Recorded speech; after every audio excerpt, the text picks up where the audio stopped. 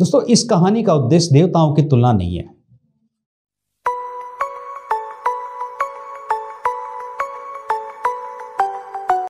नमस्कार दोस्तों, मैं बी मीणा उपस्थित हूं एक नई मोटिवेशनल स्टोरी के साथ।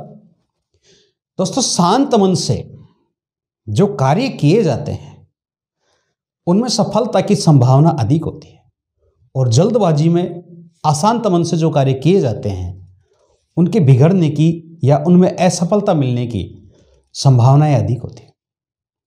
प्राचीन समय की बात है, एक बार सभी ऋषि इकट्ठा हुए और उन्होंने आपस में विचार किया कि ब्रह्मा, विष्णु, महेश अर्थात शिव जी तीनों ही श्रेष्ठ देवता हैं, लेकिन इनमें सर्वश्रेष्ठ कौन सा है। इस हेतु ऋषियों में चर्चा होने लगी। तो इसकी परख करने के लिए उन्होंने भृगु ऋषि को चुना। भृगु ऋषि से कहा कि आपको इन तीनों में परख करके ये पता करना है कि सर्वश्रेष्ठ कौन है। सबसे पहले भृगु जी ब्रह्मलोक गए और अचानक ब्रह्मलोक पहुंचे और ब्रह्मा जी के पास जाकर के बैठ गए। ना उन्हें कोई अभिवादन किया ना कुछ।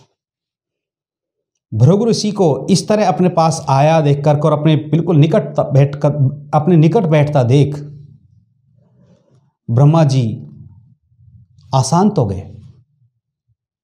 उन्हें बहुत बुरा लगा, उन्हें बहुत क्रोध आ रहा था। भृगु ऋषि समझ गए कि ब्रह्मा जी को मेरा आना और इस तरह बैठना अच्छा नहीं लगा। वो उनकी मन स्थिति समझ गए। तत्पश्चात भृगु ऋषि शिवलोक पहुंचे।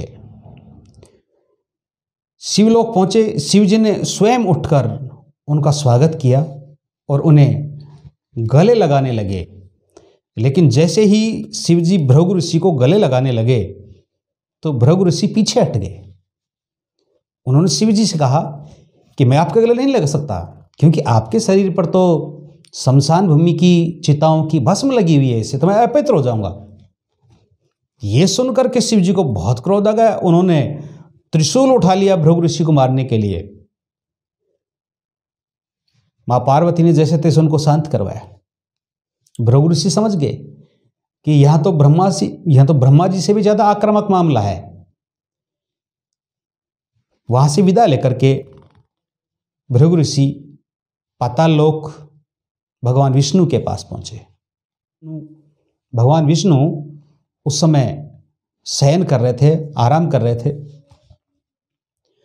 भृगु ऋषि वहां पहुंचे और जाते ही भगवान विष्णु की छाती पर लात से प्रहार किया।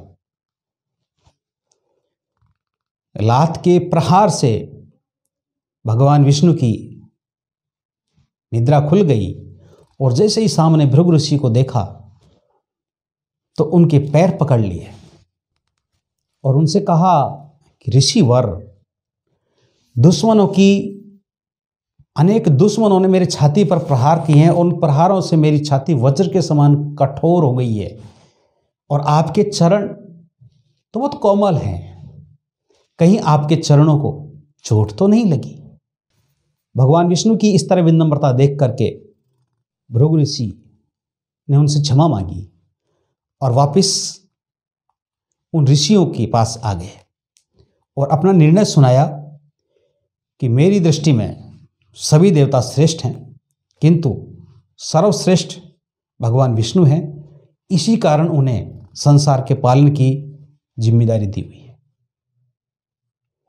दोस्तों, इस कहानी का उद्देश्य देवताओं की तुलना नहीं है। सिर्फ इस कहानी का उद्देश्य यह है कि हमें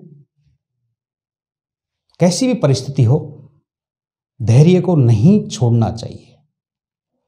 धैर्य और शांति मनुष्य के चरित्र के आभूषण है।